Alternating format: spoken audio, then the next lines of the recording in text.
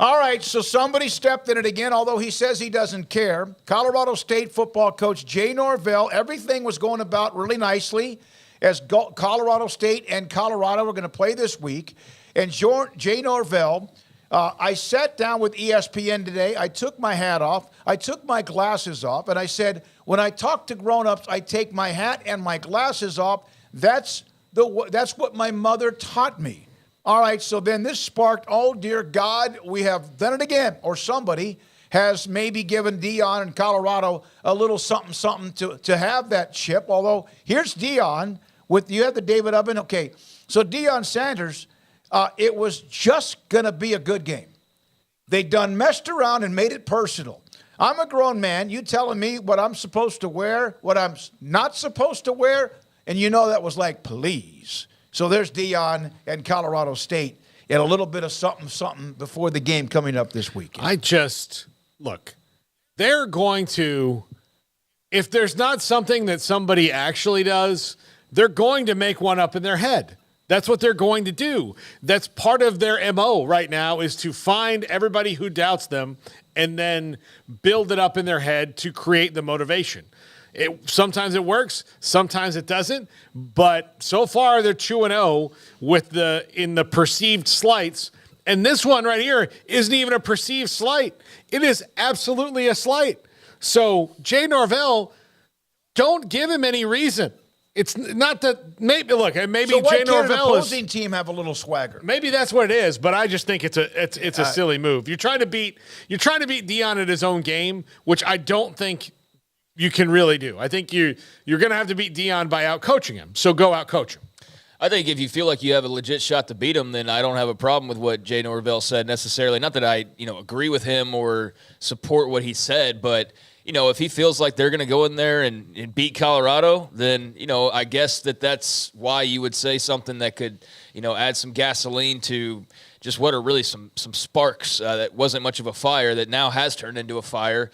But if you're not that confident you're going to beat them and you're just talking to talk bad about Deion, then I think that, it's not the smartest thing to do necessarily or the coolest thing in the world to do. He definitely made it personal because he went straight to the point. Like with Matt Rule, you could say well, was he really dogging Deion? I mean, or was that just kind of, in their heads? And certainly with the whole TCU situation and Kendall Briles not paying attention to Shedeur to camp, was that really how it was, or was that their perception? You can look at both of those situations and go, I don't know, maybe there's something to it, but it seems like they're reaching a little bit just from the outside looking in, not having the eyes on the Kendall Briles, Shedeur Sanders interaction, not really knowing to make of that. This right here, there's no doubt about it. There's no translation needed. There's no footage needed.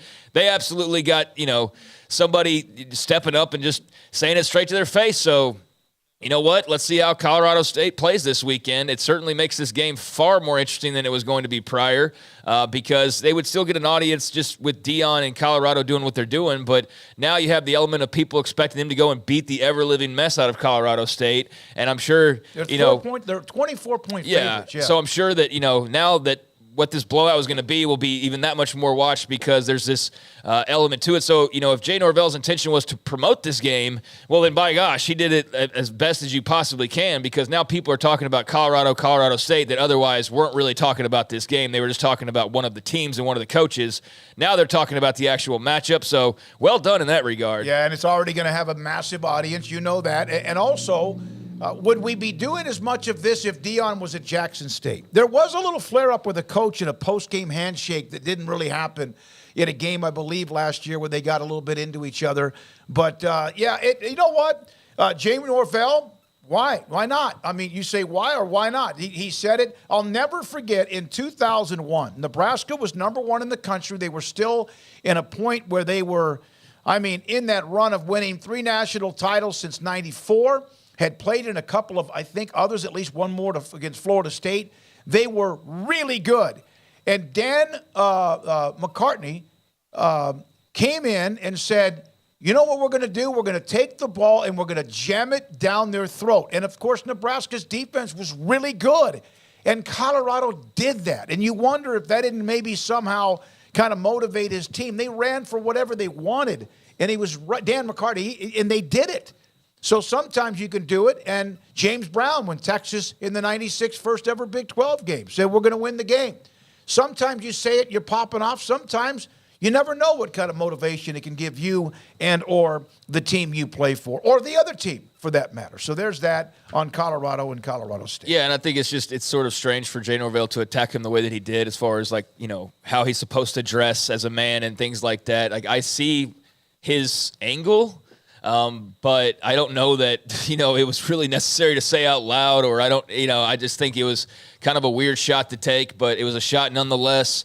And they'll get to play. I mean, that's the good news. Not like he pops off and then Colorado State aren't playing for another couple years or something. Like, they get to suit up this Saturday, so we'll see. I mean, Jay Norvell can go out there and beat him, and then he'll get the last laugh, and he could turn this whole thing on its head. But as you mentioned, they're pretty heavy dogs, and now you've got an even more motivated Colorado team that clearly, plays off of that disrespect card. They play with that chip on their shoulder, and so what was lacking really anything outside of the rivalry element to this game and just the natural attention that Deion brings now has this sublayer to it, and that spices things up. So we'll see. But, yeah, if Colorado State wins, that would be absolutely hilarious, because then what the reaction would be like.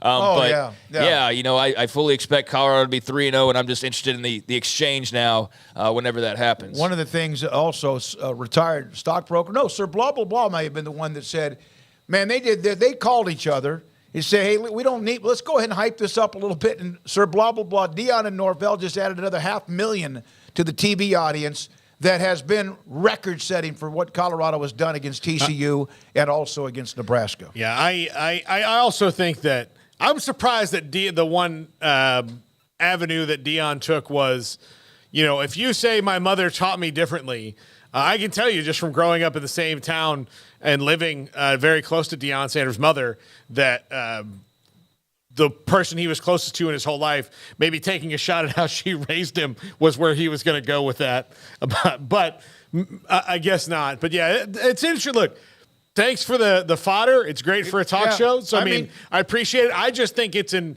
interesting way to try and go and beat a guy at his own game.